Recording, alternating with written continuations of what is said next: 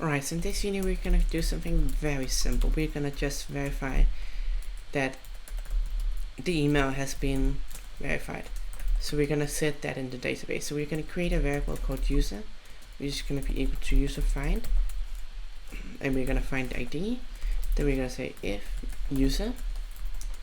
Then we wanna say user slash go inside the migration file here, email verified, put that to true. Then we want to basically go in and say user save. Then we want to return a response.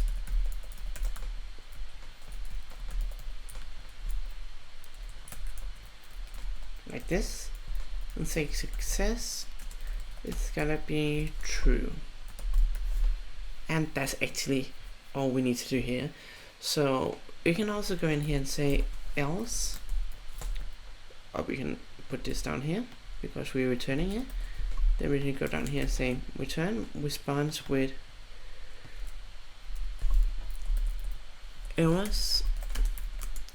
Then say root error is gonna be could not verify email. Great. So that's actually all for this video. So in the next video we're gonna go in and we're gonna basically work with some of the more social stuff on the backend side. So see you in the next video.